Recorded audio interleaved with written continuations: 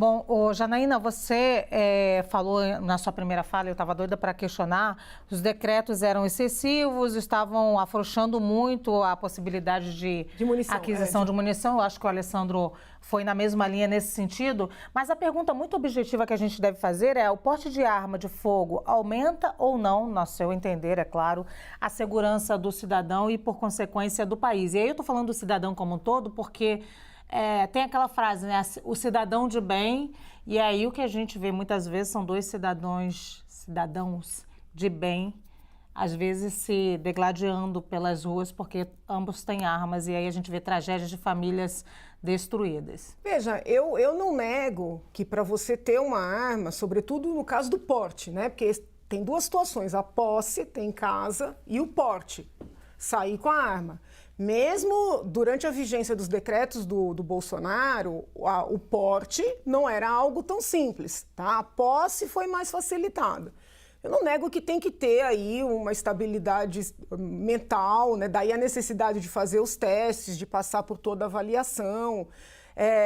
Eu vislumbro um problema, né? Mesmo com arma em casa, quando há uma pessoa, por exemplo, deprimida, né? Às vezes tem situações, eu mesmo já atendi casos de uma pessoa que tem a arma, tudo regular, entendeu? Mas aí tem um familiar depressivo que consegue acessar essa arma e causa um mal a si próprio. Então, assim, não dá para nós desconsiderarmos os riscos, tá? Não dá. Mas também não dá para negar que, em muitas circunstâncias, a arma pode ser determinante na defesa da pessoa e da sua família, né? Porque, por exemplo, às vezes você chama a polícia, aqui no centro, demora para chegar. Se você tem alguém sendo vítima de uma violência numa periferia, né, uma casa sendo invadida, se você dá 2 tiros para cima, você pode intimidar o sujeito de invadir a casa.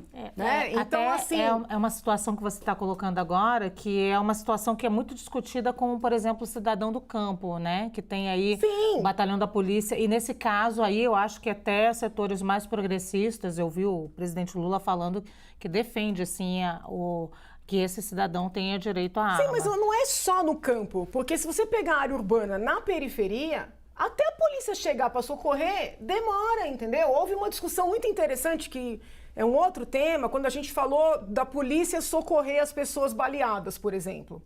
Num determinado momento houve uma proibição, tá? Por resolução. Sim. O que nós percebemos? Quando alguém era alvejado na periferia, fatalmente morria, porque o SAMU, por mais que a gente reverencie, não conseguia chegar a tempo.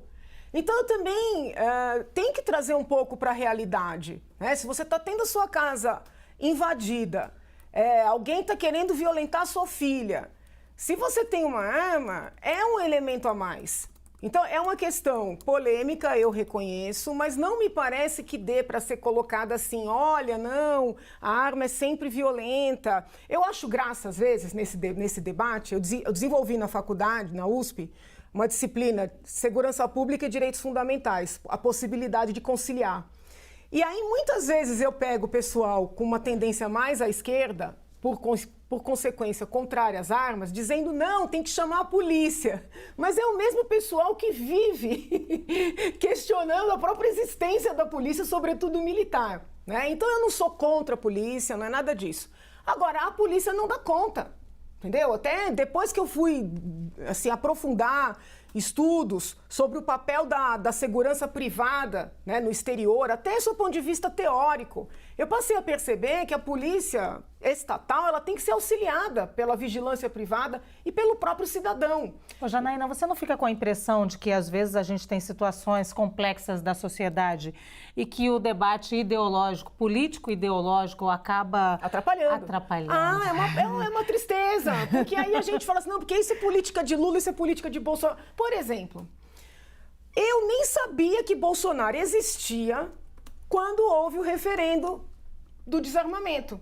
Vocês devem lembrar, acho que foi 2005, não é isso? Sim, mas a gente sabia que ele existia porque ele era um parlamentar bastante ativo. Eu não sabia. Eu só te juro, eu descobri que Bolsonaro existia depois do impeachment, quando ele fez aquele voto horroroso. Eu não sabia da existência dele. Eu defendi o não no referendo por convicção pessoal, não tinha nada a ver com Bolsonaro. entendeu? Com argumentação, direito da pessoa defender a si e a sua família.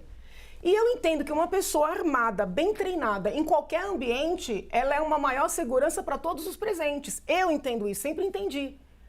Entendeu? Eu acho até que essa dinâmica do bolsonarismo, de lidar com arma numa pegada meio assim de propaganda, né? Aquela coisa ridícula deles ficarem fazendo arminha, tirando foto com arma na internet, aquilo veio em prejuízo da causa.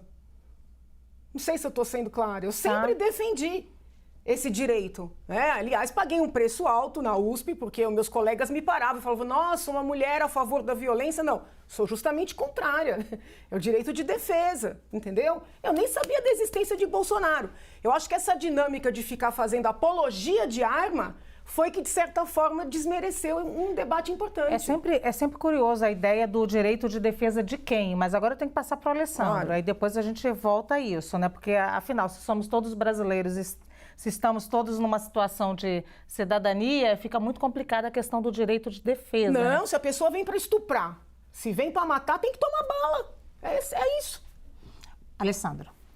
Olha, vou pegar um ponto que a Janaína disse, que é a questão da polícia e segurança privada. Isso é uma notícia, eu estou sem essa notícia aqui agora, mas que tem muita empresa hoje aqui em São Paulo que são ou direcionadas ou que tem muitos policiais militares ou policiais civis trabalhando em segurança privada. Então, veja, nós temos uma situação hoje que é, eu diria, catastrófica do ponto de vista da segurança pública. Porque, no fundo, Janaína, o que a gente está discutindo aqui, Lu, também, o que nós estamos discutindo aqui é política de segurança pública.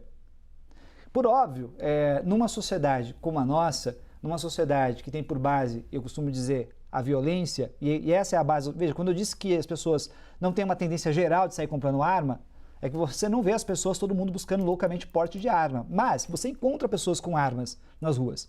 Como você encontra um conjunto de conflitos nas ruas.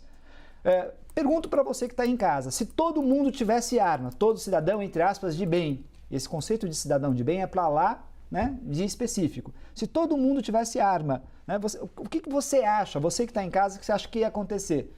A maior parte das vezes eu falo porque sou professor hoje de uma universidade, né, sou da área do direito, mas cresci na periferia de São Paulo. Esse mais sou da periferia de São Paulo, Acho simplesmente. que todos os três aqui, então a gente tem essa identidade. E a minha, é isso mesmo. E aí a minha questão eu me lembro até hoje, né, de infância. Eu já vi abuso policial, vi, sim, pessoas, vizinhos, né, que tinham armas. E que, desculpa, nenhuma das vezes que eles utilizaram as armas ou tiraram para fora foi para pegar um estuprador ou coisa do gênero. Era briga de vizinho. Era para dizer eu sou melhor que você. Ou policiais. Eu vi porque eu era criança e via isso o tempo inteiro. Se eu estiver mentindo aqui, você que está aí assistindo a gente, pode botar o comentário aqui na CNN. Ele não está mentindo. É isso o tempo inteiro. Ou seja, eu estou fazendo um exercício de pura abstração aqui, para a gente tentar pensar mesmo, porque o que você acha que pode acontecer nesse tipo de situação? Portanto, quando a legislação diz que porte de arma é excepcional, ou seja, não é todo mundo que vai ter, não é qualquer pessoa que pode ter arma. Num país como o nosso, particularmente. Veja, nós não estamos aqui no Canadá, sei lá, um outro país que tem uma cultura completamente distinta, que o cara não imagina sacar uma arma. Aqui as pessoas, num conflito, elas sacam. Briga de família, briga de vizinhos, briga de trânsito, dentro do metrô, na rua. Eu estou propondo aqui, por hipótese, um inferno do ponto de vista da segurança pública você flexibilizar armas de maneira completamente, né, não controlada. Aí vem a questão, quem é que tem direito a porte de arma? São os cidadãos de bem. Quem é o cidadão de bem? São os fazendeiros? São os que têm propriedade, porque os pobres não vão ter direito à arma, é isso? Essa é a Pobre questão. não pode ser estuprado? Veja... Mas eu não falei isso. Sim, mas veja, nós temos que começar a pensar, bom, então todo mundo vai ter arma? Basta ir lá e pedir? Como é que eu vou negar? Eu vou negar para quem? Eu vou dar arma para os ricos e os pobres ficam sem armas? Mas isso é um corte de classe? Não, tem que ter questão psicológica. Mas o decreto do Bolsonaro falou, inclusive, que a questão do psicólogo pode ser particular. O sujeito pode levar lá de um psicólogo que ele foi, agora eu posso. Né? Eu diria que a tendência do bolsonarismo e do Bolsonaro, talvez aí de radicalizar nesse sentido, seria basicamente que o pedido de porte de arma seria um deferimento automático. As pessoas pediriam e já teriam autorização de ter. Talvez esse fosse o desejo do Bolsonaro e talvez esse fosse o desejo das empresas que vendem armas, por óbvio. Janaína, considerando que a gente é um país com um número absurdo de feminicídio, eu não tenho esse número na cabeça, mas eu sei que é absurdo, a gente está lá no topo da lista de mortes de feminicídio. Considerando que os maiores abusos às crianças acontecem pelos familiares dentro de casa, como é que a gente faz essa situação de, vem estuprar minha filha, veja, entendeu? Eu propus na Assembleia um projeto, inclusive até fui criticada por gregos e troianos, porque as esquerdistas me criticaram dizendo que eu estava favorecendo a violência e os direitistas dizendo que eu estava contra as armas, que é um projeto para as meninas aprenderem luta nas aulas de educação física desde cedo. Por quê? Porque, em regra, os crimes de que as mulheres são vítimas ocorrem em situação de intimidade. E na situação de intimidade, a mulher não vai andar com a arma na cinta, entendeu? Então, assim, se você transforma seu corpo numa arma, né? Se você faz Muay Thai, se faz Krav Maga, entendeu? Mas o que é uma defesa pessoal diante de um marido armado ou de um tio abusador armado? É disso que eu tô falando. Faz diferença. Faz diferença. Olha, tem amigo meu, quando viu o meu projeto, juiz, chegou a me ligar, Jana, tô com um caso aqui que a menina não foi estuprada porque lutava. Faz diferença. Mas ela lutava e não contra uma arma, Faz Janaína. A diferença. Não, mas então você está concordando comigo. Se o agressor tem arma, se a mulher tem arma, ela mata antes. Você está dizendo que uma criança estaria armada? Não, a criança não. Mas você trouxe o exemplo de uma criança abusada. Vamos lá. É que você está contra mim e você não está me ouvindo. Eu estou te ouvindo. Não, então vamos lá. Eu estou tentando exprimir o melhor de você. A criança que vai para a escola e aprende luta, tá? Até tive uma situação de um amigo meu que tentou colocar a filha na luta, a escola só admitia que a menina fizesse balé. E aí eu mandei para ele o meu projeto. A criança que vai para a escola e aprende luta, ela tem foco, ela tem segurança, ela desenvolve uma disciplina e ela desenvolve a capacidade de só usar essa expertise dela, lutar, quando é necessário para se defender. Porque o verdadeiro lutador, ele não sai por aí batendo nas pessoas. Esta criança, se for abusada, ela vai ter um preparo físico e psicológico no ambiente familiar para se defender. A criança não vai ter arma porque em nenhum lugar do mundo a criança está autorizada a ter arma. Salvo em algumas situações que crianças, infelizmente, são colocadas, inclusive, no exército. Óbvio. Agora, o ideal é que a mãe não precise se armar. Mas, independendo da situação, se você tem um abusador dentro de casa e a mulher não tem força para se desvencilhar, e aí a gente pode pegar 3 horas aqui para pegar casos concretos, para analisar situações, inclusive, de uma submissão psicológica da mulher, que não raras vezes... Vou falar uma coisa horrível aqui. Não, se for muito horrível, não falo. Sabe do abuso. Sim. Entendeu? E se cala. Com isso eu não estou culpando, mas você tem uma série de situações. Agora, se essa mulher está tentando se desvencilhar, não consegue, de um abusador dela e da filha dela, se ela está armada, se ela não consegue que a justiça, por exemplo, haja, hoje a gente tem vários instrumentos, é um meio a mais de defesa. Na tentativa de exprimir o melhor de você, você acha factível que uma mulher que passa por abuso psicológico, que a gente conhece, eu e você sabemos que são mulheres absolutamente fragilizadas, consigam um porte de arma, estejam lá pensando em vou treinar tiro, tem condições financeiras de ter uma arma, tem essa autonomia, se ela não tem autonomia nem para sair de casa, você acha isso factível? Olha, eu conheço alguns casos. Algumas exceções, você diria? Eu conheço alguns casos. Eu acho que veja bem, olha, nem todas querem, nem todas podem. Por isso a gente vai cercear. Entendeu? As que querem e as que podem. Mas você concorda comigo que não é factível, não é algo que a gente vê. O que a gente vê não é para todo mundo. Por exemplo, eu conheço pessoas que têm condições, que têm possibilidade jurídica pelos cargos que exercem, tá? Mas que decidem não ter arma. Por quê? Ou porque não querem, ou porque tem medo, ou porque tem um parente com depressão, ou porque tem um histórico de que o ladrão veio assaltar, de repente um pai levou a arma e matou o próprio pai com a arma. Percebe? Eu conheço uma série de casos e uma série de pessoas que não querem, apesar de poderem, em todos os sentidos.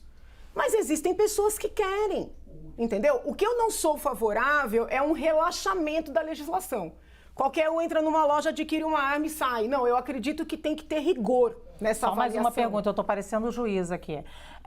Você acha que seria mais factível que um homem que já é abusador, que já é violento, que ele tente ter uma arma e consiga o porte de arma, ou uma mulher que é abusada, fragilizada e que às vezes não tem nem autonomia financeira consiga um porte de arma? Em termos de possibilidade jurídica de conseguir, uma mulher que é vítima tem mais chance. Entendeu? Você falou assim, Janaína, depois dela provar que ser vítima. Ela vai lá na Polícia Federal ou no Exército, que agora está mudando, vai tudo para a Polícia Federal. Uma pessoa que é vítima, ou seja, que tem uma situação de fato de risco, ela tem maiores chances. Tanto é que uma das maneiras de você conseguir é demonstrar que foi vítima de várias ameaças. Então, assim, do ponto de vista jurídico, ela tem mais chance. O que a gente pode debater é o seguinte, será que ela quererá? É mais fácil que este homem queira do que esta mulher? Entende? Será que ela desejará? Né? Vamos lá. Agora quero ouvir o Alessandro também para essa discussão que eu tive aqui direto com a Janaína. E você acha realmente que é mais factível que um homem, uma mulher consiga, né, na verdade, estando nessa situação de fragilidade, de abuso econômico, às vezes, abuso físico, que tem uma família destruída, que às vezes não tem a grana para comprar arma, nem tem ideia, muitas vezes ela não consegue nem ir na delegacia denunciar tal a fragilidade emocional dessa mulher, que ela consiga arma ou o abusador? Vamos, eu acho que, em primeiro lugar, a pessoa para ter uma arma, ela tem que saber usar. Então já tem um bloqueio aí, que é quem são as pessoas que podem fazer o curso, quem é que vai lá fazer o pedido, quais são as razões que ela vai fazer isso. Eu não tenho nenhum dado e nenhuma informação sobre pessoas que sofreram violência, mulheres particularmente, e que tenham ido pedir porte de arma. Nem sei se existe qualquer tipo de programa com relação a isso. Mas o fato que me parece fundamental e que parece que está no debate público hoje é a questão de individualizar a defesa, a segurança. Há pouco tempo atrás, nós, acho que aqui no programa, acho que não fui eu que debati, mas apareceu a discussão sobre armar professoras, na verdade, no fim das contas, que a maior parte dos professores de colégios são professoras, né? Armar professoras para defender os alunos em caso de ataque de outros alunos armados, olha só. Ou seja, contra uma violência realizada por armas, mais armas, mas olha só, ainda assim de maneira individual. E o Estado gastando dinheiro para fazer isso, porque em tese o Estado teria que treinar milhões de professores ou alguns professores que fariam uma espécie de guarda específica dentro de colégios, etc. Aí vem a questão das pessoas terem armas individualmente, terem a posse de armas individuais. E aí vem a questão que a Janaína levantou de defesa pessoal, que as pessoas ter um programa de defesa pessoal. Todas essas linhas de armamento e defesa são linhas individualizantes do ponto de vista da segurança pública. E são um problema. Mas por quê? Por quê? Porque nós não conhecemos, por exemplo, nenhum país do mundo que tenha enfrentado os problemas de segurança pública a partir disso. Ou seja, você faz um programa de segurança pública no plano coletivo, fortalecendo as polícias, a investigação, criando as tornozeleiras eletrônicas, que nós viemos aqui há pouco tempo atrás, debatemos aquilo, a questão das tornozeleiras, a questão do agressor de mulheres estarem com tornozeleiras, a questão de uma pessoa, a problemática de uma pessoa estar num momento de violência, sofrendo uma violência e ter uma reação, estar preparada para aquela reação, é muito limitada quanto ao fenômeno geral, né, de solução da política pública de segurança. Ou seja, eu tenho milhões de crimes acontecendo todos os dias, eu tenho uma sociedade que está baseada na violência e nós deveríamos enfrentar isso. Nós deveríamos enfrentar a violência de gênero, nós deveríamos enfrentar o racismo, nós deveríamos ter uma sociedade, costumo brincar, de compliance ou de comportamento com relação uns aos outros, uma sociabilidade melhor, um diálogo dentro da sociedade, programas dentro das escolas com relação a isso, mas nós não temos nada disso. Mas por que é excludente? Por que você acha que isso tudo não pode ser a mesma coisa? Eu acho que tem duas coisas que a gente pode falar aqui. Uma e por isso que eu fiz uma pergunta até abstrata no bloco anterior. Eu falei, olha, vamos pensar o que pode acontecer. Não significa que vai ser o que vai acontecer.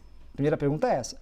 Segundo ponto, existe algum país do mundo que aplicou isso de alguma forma e que isso era uma solução? 2, existe algum país do mundo que mesmo não tendo aplicado isso de maneira global, teve bons resultados. Então, acho que a gente tem que ir para um campo que, inclusive, eu digo muito claramente, né? Reconheço a minha ignorância. Eu acho que tem muita gente pesquisando nessa área que tem informações interessantes sobre isso. E pode nos dar essas informações. Mas, olhando de uma maneira mais específica, com a questão das armas, etc., eu vejo problemas. Eu não vejo aí nenhum caminho de solução. Aliás, levantar essa discussão sobre a questão de armar a população como uma solução de segurança pública, para mim já é um problema, porque está tirando o foco do problema real. Então nós estamos tendo aqui em São Paulo, por exemplo, agora, policiais que têm empresas, estão trabalhando em empresas de segurança privada. Ou seja, que no âmbito do Estado não terão nenhum interesse que a segurança pública ou o sentimento de segurança seja melhor na sociedade. Por quê? Porque ele vende mais quando as pessoas se sentem inseguras, quando elas acham que podem ser ameaçadas a qualquer momento. Não, esse tema que o colega levanta é importantíssimo, porque alguém que trabalha no público, mas lucra no privado, não vai ter interesse que o público funcione. Então, nós estamos de acordo. A questão é a seguinte, eu não vislumbro incompatibilidade entre combater este problema, esse desvio, que é um desvio, né? E, eventualmente, ter as pessoas que queiram armadas. Olha, se alguém entrar numa sala de aula, um atirador, infelizmente dos casos, até a polícia chegar, ele já matou 10. Se o professor está armado, ele atirou no primeiro, ele morre. Nossa, que coisa pesada. Desculpa, vai deixar matar 9? Não, na verdade, nem sei se é pesado, Janaína. Além de ser um outro tema, a questão é que a gente não tem aqui um especialista para dizer como funciona esse momento de reação de alguém, de um professor, como é que seria a possibilidade de preparar todos os professores, como seria o armamento dentro da escola, se um professor, uma arma dentro da escola não seria utilizada por um próprio aluno, a arma do professor, e N outras coisas, entendeu? Aí a gente está entrando numa situação de abstrata que não dá nem para dar conta aqui nesse debate agora. Que a gente falar assim de modo geral, né? Sim, é possível. Tem algumas experiências em alguns estados dos Estados Unidos, né, e que são consideradas positivas. Inclusive, os ataques em escolas acontecem mais nos estados que restringem as armas. Porque o cidadão que vai cometer um crime, seja ele qual for, quando ele para e pensa, onde é que eu vou cometer esse crime? Num ambiente em que ninguém possa se defender ou num ambiente onde eu posso ser recebido a bala? Eu tenho que falar primeiro duas coisas a vocês. Eu preciso encerrar esse debate, mas nunca acaba, parece que nunca acaba. Depois tem a parte 2. A questão dos Estados Unidos, o armamento é uma questão de segurança pública já, e a questão de segurança pública é uma questão de saúde pública. Os ataques a tiros nos Estados Unidos, e a gente pode trazer esses números e esse debate um outro dia. A questão da tornozeleira que o Alessandro citou foi algo que nós trouxemos aqui, que acho que você estava, que era uma tornozeleira que era monitorada por um aplicativo no Rio Grande do Sul, e quando o abusador chegava perto da vítima, né, que ele tinha um distanciamento, a tornozeleira apitava direto na polícia e apitava também para a vítima, para que ela tivesse segurança. Ou seja, existem tecnologias e existem meios eficazes para a gente tratar a segurança. Não é só o armamento. Não, é também. Ó.